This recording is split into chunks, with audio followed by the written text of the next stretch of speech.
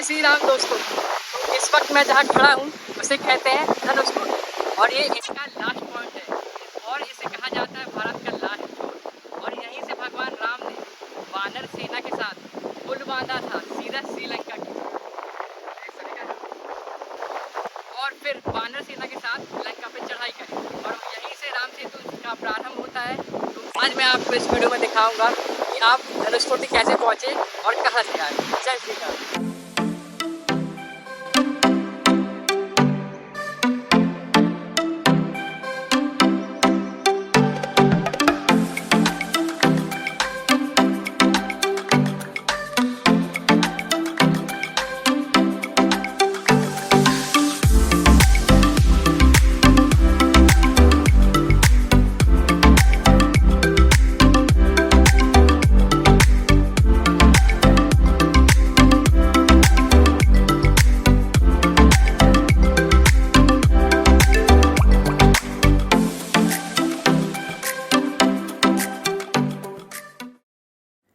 तो आपका स्वागत है भक्ति मार्ग चैनल पर और साउथ इंडिया सीरीज़ के एपिसोड 5 पर, जिसमें हम जा रहे हैं रामेश्वरम, जो 4 धामों में से एक और 12 ज्योतिर्लिंगों में से एक है, जो कि तमिलनाडु में स्थित है।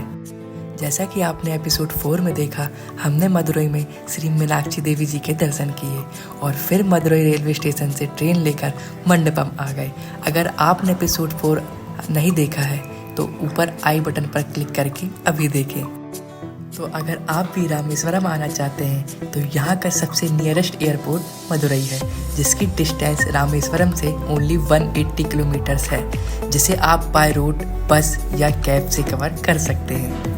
और यहाँ का सबसे नियरेस्ट रेलवे स्टेशन मंडपम है। रामेश्वरम में भी रेलवे स्टेशन है, पर फिलहाल रेलवे ब्रिज के कंस्ट्रक्शन के कारण रामेश्वरम रेलवे स्टेशन बंद है और आपको मंडपम रेलवे स्टेशन में ही उतरना होगा और फिर बाय बस आपको रामेश्वरम पहुँचना होगा। और हमने भी ऐसा ही किया। ट्रेन ने हमें सुबह 5:30 बजे मंडपम में छोड़ दिया था और फिर हम बस में बैठ गए। बस आपको स्टेशन के बाहर ही मिल जाएगी। यहाँ गवर्नमेंट और प्राइवेट दोनों बसेस अवेलेबल हैं। हमने गवर्नमेंट बस में ट्रैवल किया, जिसका फेयर हमें 25 रुपीज़ पर पर्सन पड़ा। और अगर आप प्राइवेट बस से ट्रैवल करते हैं तो आपको 100 रुपीज़ पर पर्सन भी देना पड़ सकता है। मंडपम से रामेश्वरम की डिस्टेंस ओनली 18 किलोमीटर है, जिसमें आपको 20 से 25 मिनट लगेंगे और बीच में पम्बन ब्रिज भी देखने को मिलेगा, जो 110 साल पुराना है।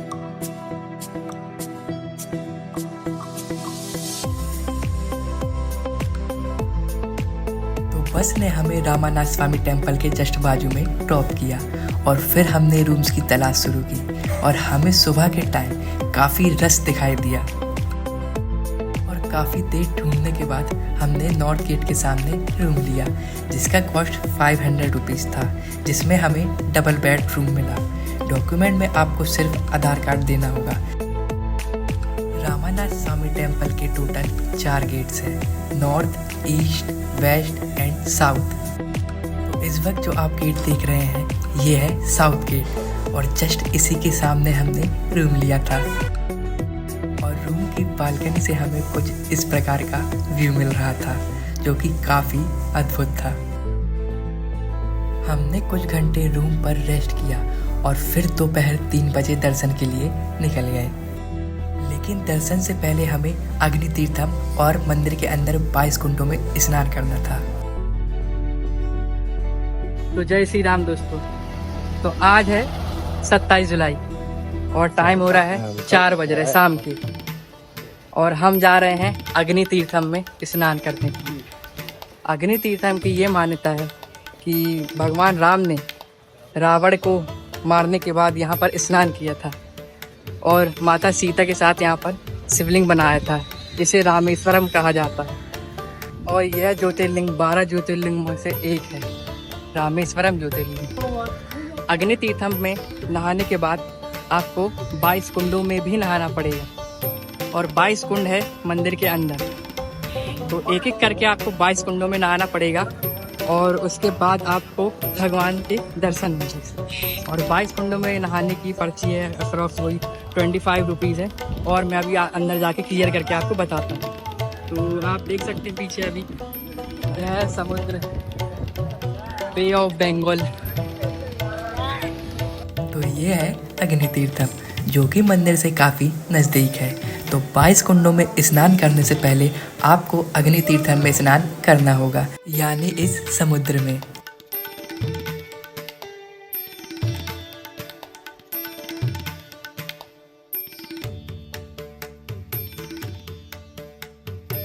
दोस्तों अग्नि तीर्थम की जो डिस्टेंस है मंदिर से वो अप्रोक्स 500 मीटर है। तो आप इजीली यहाँ पर आ सकते हैं और नहा के वापस जा सकते हैं 22 कुंड में स्नान करने के लिए। तो अभी हम यहाँ पर स्नान करेंगे और तो आप थोड़ी सेफली स्नान करें यहाँ पर, क्योंकि ये कोई नदी नहीं है, ये एक सी है। तो यहाँ पर लहरें बहुत तेज़ रहती हैं, तो आप अपनी सेफ्टी के साथ स्नान करें। स्नान करके हम आ गए मंदिर के ईस्ट गेट साइड, क्योंकि दर्शन के लिए आपको ईस्ट गेट से ही एंटर होना होगा। जय श्री राम दोस्तों, ये इस वक्त मैं जहाँ पर खड़ा हूँ वो है रामेश्वरम का ईस्ट गेट, और यहीं से आपको दर्शन के लिए एंटर होना है।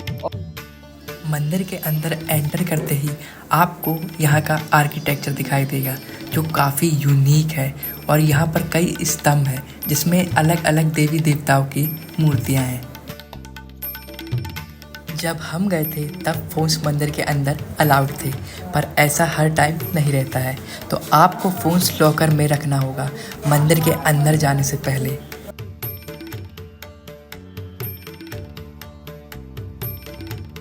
तो जैसे ही आप इस गेट से एंटर होंगे तब आपको एक बोर्ड दिख जाएगा, जहाँ से आपको 25 रुपीज़ की एक स्लिप लेनी होगी, जो आपको 22 कुंडों में स्नान करने के लिए ज़रूरी है। तो स्लिप लेकर हम आगे बढ़ गए 22 कुंडों के स्नान के लिए। तो गाइस हम लोगों ने 2 कुंड का स्नान कर लिया है, अभी 20 कुंड और बचे हुए हैं। इन कुंडों के अलग अलग नाम हैं, अलग अलग नाम से पुकारे जाते हैं। दोस्तों अभी तीसरे कुंड पर हम लोग आ चुके हैं और हम लोग कंटिन्यू स्नान करते जा रहे हैं 1 बाय 1 एक कुंड में। और दोस्तों यहाँ पे एक बाल्टी में 4 लोग को इस्तेमाल किया जाता है। हाँ। एक बाल्टी में पूरे को नहीं बनाया जाता। और हाँ चलिए देखिए अभी पीछे से वो आ रहे हैं, नहलाएंगे। बाकी के बचे कुंडों में वीडियोस बनाना अलाउड नहीं था, तो हम आपको वीडियो नहीं दिखा पाए। और फिर सभी कुंडों के स्नान के बाद आपको इस रास्ते से साउथ गेट जाना होगा, और फिर आप अपने कपड़े चेंज भी कर सकते हैं इस जगह पर, जो कि मंदिर के अंदर ही है।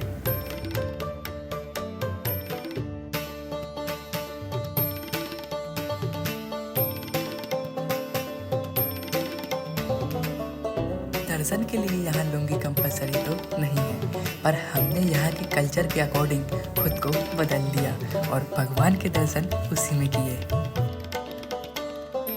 जय श्री राम दोस्तों, तो हमारा फाइनली 22 कुंडों में स्नान हो गया है। 22 कुंड से स्नान कंप्लीट कर लिया है हमने। अब हम जाएंगे दर्शन के लिए। तो आपको एक इन्फॉर्मेशन देनी थी कि 25 रुपीज़ की आपकी स्लिप कटेगी, उसके बाद आप 22 कुंडों में स्नान कर सकते हैं। तो 1 बाय 1 वहाँ पर नंबर डले 1, 2, 3 से लेके 22 तक एक एक कुंड में मेंशन है कि कौन सा कुंड है ये। तो अगर 22 कुंडों में आपको स्नान करना है तो स्लिप ज़रूर कटवाएं, गेट में आपको मिल जाएगी स्लिप। तो वहाँ पर आपको एक छोटी सी बाल्टी है, तो उससे स्नान कराते हैं, सर पे डालते हैं सबके, थोड़ा थोड़ा जल डालते हैं। मतलब पूरा आपको स्नान नहीं कराएंगे, बस यहाँ सिर पे थोड़ा थोड़ा जल डाल देंगे। तो आपसे हम दर्शन के बाद मिलते हैं, बताएंगे कि कितने टाइम लगा, कितने आवर से लगे घंटे हमको दर्शन करने में, और कितनी भीड़ है। अभी ये वीक डेज चल रहे हैं और आज है सैटरडे 27 जुलाई। तो अभी इतना रश नहीं है, लेकिन हो सकता है आने वाले दिनों में अभी भीड़ बढ़ जाए, क्योंकि ये सावन सोमवार चल रहा है। तो हम आपसे दर्शन के बाद मिलते हैं। जय श्री राम। भोले भोले भोले भोले। चेंज करने के बाद हम दर्शन की लाइन में लग गए और कुछ देर में ही हमें भगवान के काफ़ी अच्छे दर्शन प्राप्त हुए, और आपको भी भगवान शिव के इस रूप में दर्शन होंगे। साउथ के सभी मंदिरों में आपको गर्भगृह में सिर्फ दिए ही जलते दिखाई देंगे और उसी में आपको दर्शन होंगे। भगवान शिव जी के दर्शन के बाद आपको माता पार्वती जी के भी दर्शन प्राप्त होंगे।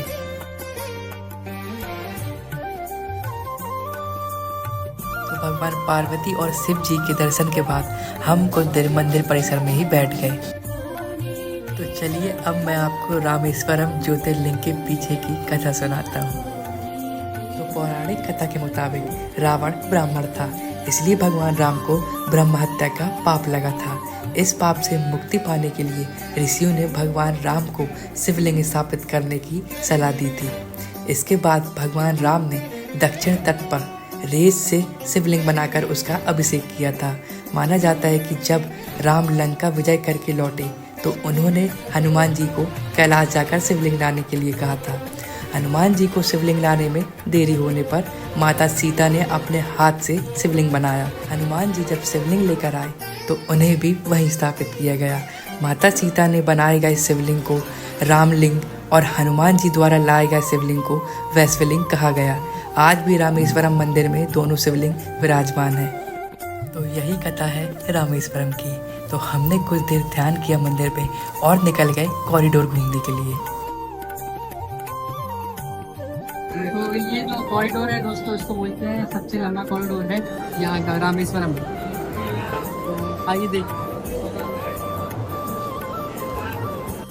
रामानाथ स्वामी टेम्पल का आर्किटेक्चर काफ़ी यूनिक है और यहाँ की नक्काशी देखते ही बनती है जैसे कि देवलोक में आ गए हो। और यहाँ के स्तंभ में अलग ही कला दिखाई देती है और शायद आज के टाइम पर ऐसा मंदिर बनना इम्पॉसिबल है। मंदिर के कॉरिडोर के अंदर आपको काफ़ी देवी देवताओं की मूर्तियाँ भी देखने को मिलेंगी।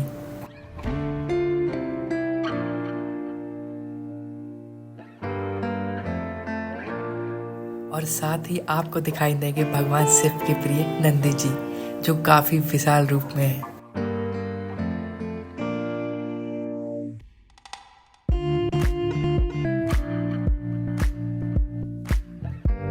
जय श्री राम दोस्तों। तो हम लोगों के दर्शन हो गए हैं। आज काफी रस नहीं रहा क्योंकि अभी सावन शुरू हुआ है, तो जैसे जैसे सावन अपने चरम पे रहेगा यहाँ पे रस बढ़ते जाएगा। हम लोग को दर्शन करने में कुल समय आधे घंटे में हमारे पूरे दर्शन हो गए हैं मंदिर के अंदर। और काफी खूबसूरत भगवान जी की शिवलिंग है जिसको देख के मन प्रसन्न हो गया। उनके साथ ही बगल में आपको पार्वती जी की भी एक प्रतिमा दिखेगी जो कि काफी आकर्षित करती है, काफी अट्रैक्टिव लगती है। हाँ, उसके तो फोटोज भी दिखा दिया मैंने। हाँ, तो उपेंद्र भाई ने आपको फोटोज भी दिखा दिए होंगे। तो यही है मंदिर है, ये लड़का उपेंद्र भाई से दिखाएंगे तो दिखाएं। दर्शन के बाद हमें भूख लगने लगी थी और फिर हम भोजन करने के लिए आ गए पंजाबी रेस्टोरेंट, जहां आपको प्योर वेज खाना मिलेगा और ज़्यादा ऑप्शन के साथ।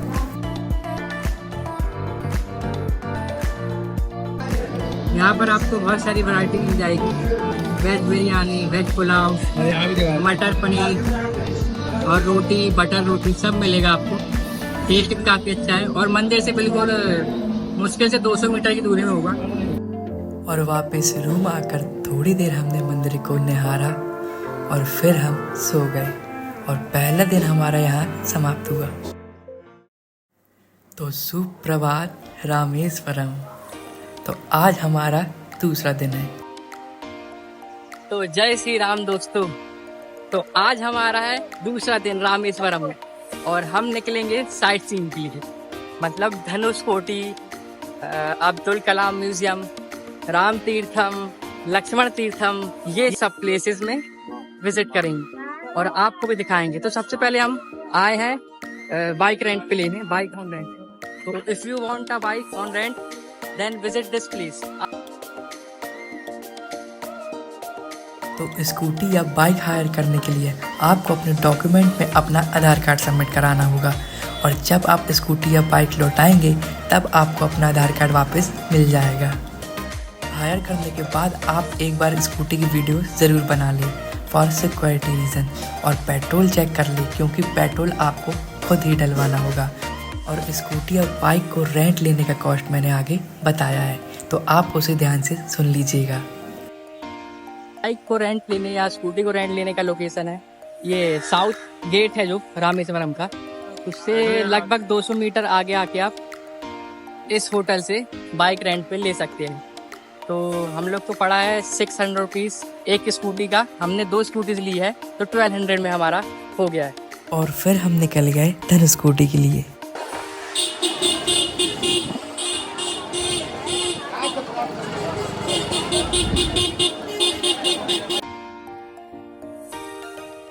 तो सबसे पहले हमने स्कूटी की हवा चेक करवाई और आप भी ज़रूर चेक करवा लीजिएगा एक बार।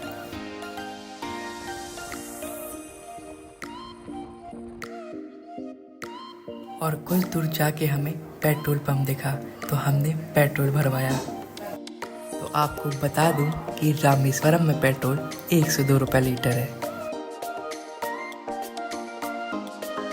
रामानाथ स्वामी टेम्पल से धनुषकोटी की जो डिस्टेंस है वो अराउंड 24 किलोमीटर है, जिसमें आपको लगभग आधा घंटा पहुंचने में लगेगा ही। तो रास्तों का आनंद लेते हुए हम आगे की ओर बढ़ गए। यहाँ पर काफ़ी तेज़ हवाएं चलती ही रहती है समुद्र की वजह से, तो इसलिए आप गाड़ी धीमी ही चलाइएगा। दोस्तों मेरे जो सामने है अभी वो है लाइट टावर।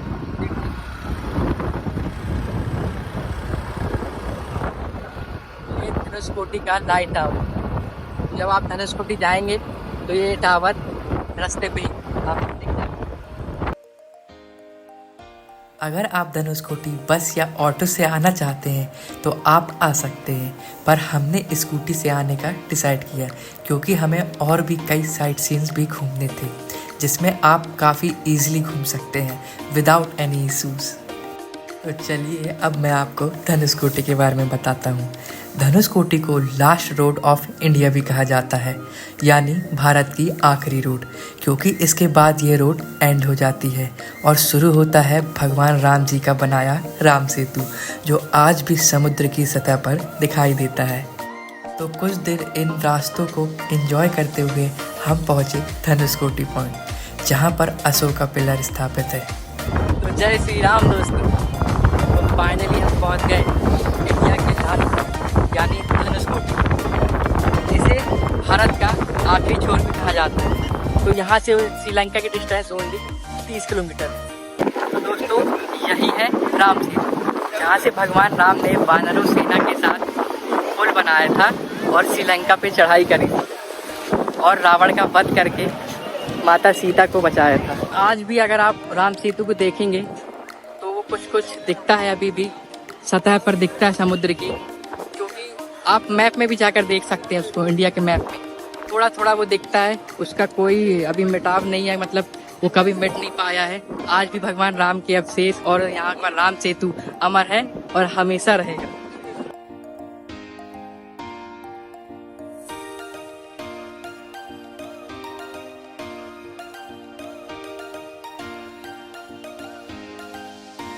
कुछ देर तक हमने फ़ोटो शूट किया और फिर पहुंच गए अशोका पिलर की ओर। तो दोस्तों ये देखिए यहाँ पर नेशनल एम्बलम लगा है और यहाँ से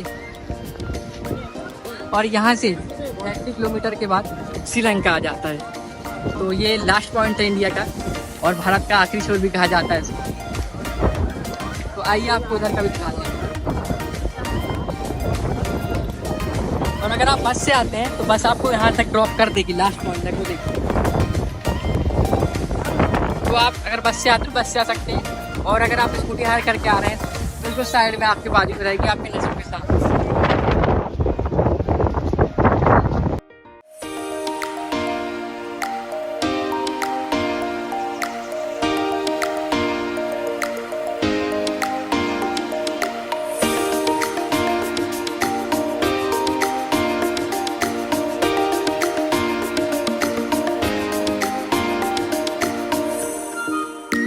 तो धनुषकोटी पॉइंट घूमने के बाद हम निकल गए वापस रूम की ओर।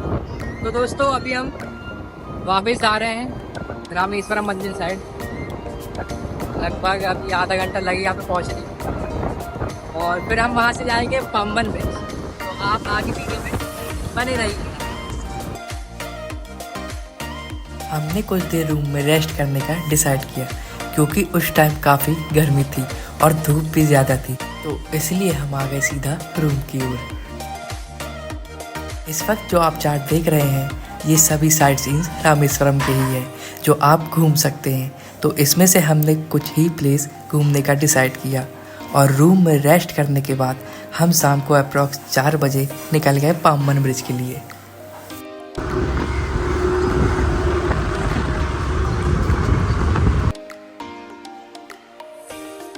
मंदिर से पंबन ब्रिज की डिस्टेंस ओनली 40 किलोमीटर है और आप पंबन ब्रिज ऑटो या बस से भी पहुंच सकते हैं। तो दोस्तों अभी हम जा रहे हैं पाम्बन ब्रिज, कि समुद्र के बीचों बीच में से जाता है और वो काफी पुराना भी। तो पंबन ब्रिज पहुंचने में आपको लगभग 25 मिनट लगेगा। अगर आप रामेश्वरम में दर्शन करने के बाद कुछ ही साइट सीन्स घूमना चाहते हैं तो आपके लिए 2 दिन इनफ है, पर सभी साइट सीन्स कवर करने के लिए आपको 3 दिन लगेंगे ही। कुछ देर रास्तों की ठंडी हवा लेते हुए हम पहुंचे पाम्बन ब्रिज पर।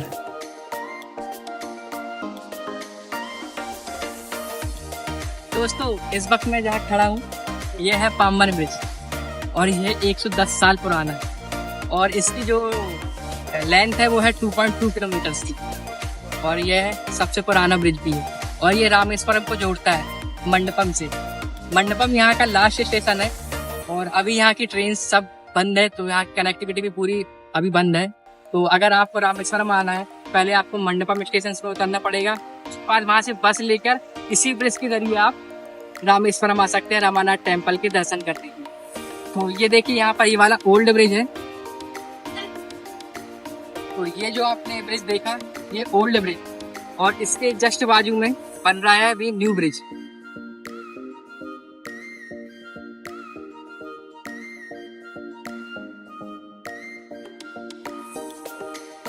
ये ब्रिज 2.2 किलोमीटर का है और इसकी जो एज है ये है 110 मतलब 110 साल पुराना था और अभी ये 2024 में बंद कर दिया गया है क्योंकि ये कुछ ज़्यादा ही पुराना हो गया था।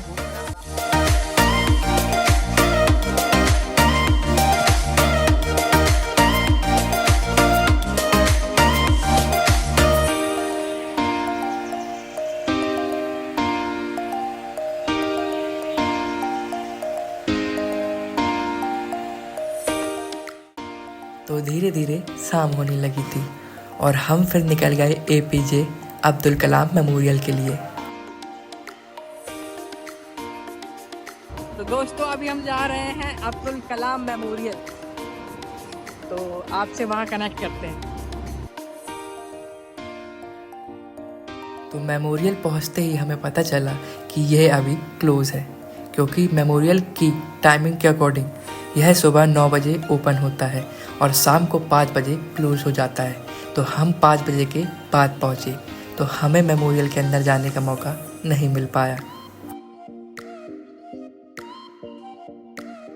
हम लोग पहुंचे हैं doctor APJ Abdul Kalam memorial house है इनका, यहाँ पे इनका जन्म हुआ था। ये वही हैं जो हमारे देश के प्रेसिडेंट भी रह चुके हैं और इनको मिसाइल मैन नाम से जाना भी जाता है। मिसाइल मैन नाम। तो अभी हम लोग 6:25 पर पहुंचे हैं, पर यहाँ पे जैसा हमको बताया गया है कि 5 बजे ये क्लोज हो जाता है। तो अगर और आपको टिकट भी लेनी पड़ती है। एक इम्पोर्टेंट बात बता दूँ, ये 5 o'clock पे क्लोज हो जाता है और सुबह 9 बजे खुलता है। हम लोग एक बहुत बड़ा अच्छा कहावत है जो मैं आपको बताना चाहूँगा, सपने वो नहीं जो आप सोते हुए देखते हैं, सपने वो नहीं जो आप सोते हुए देखते हैं, सपने वो हैं जो आपको सोने नहीं देते हैं। तो इसी कहावत के साथ हम लोग अलविदा लेते हैं और मिलते हैं अगले डेस्टिनेशन पे।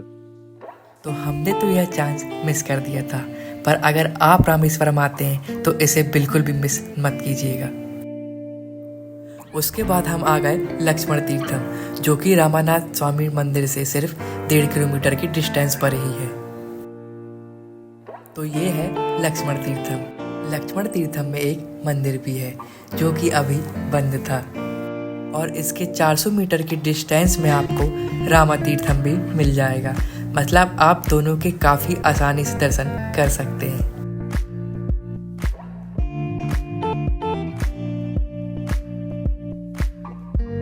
तो ये है रामा तीर्थम।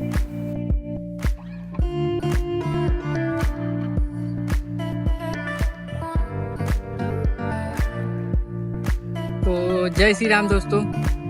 तो ये आप देख रहे हैं ये है राम तीर्थम, एक है लक्ष्मण तीर्थम, एक है वेलोंडी तीर्थम, एक है राम तीर्थम और भी कई तीर्थम हैं, लेकिन अभी बच गए हैं 7। और हमारी बस है कन्याकुमारी की। तो अब हमारा आगे घूमना मुश्किल है, तो रामेश्वरम का ब्लॉग यहीं ख़त्म होता है। यदि आपको वीडियो अच्छी लगी हो तो लाइक करें, कमेंट करें और अपने दोस्तों से शेयर करें। और इस वीडियो में इन्फॉर्मेशन कैसी लगी आपको कमेंट में ज़रूर बताइएगा। बस यहाँ पर एंड होती है वीडियो। जय श्री राम।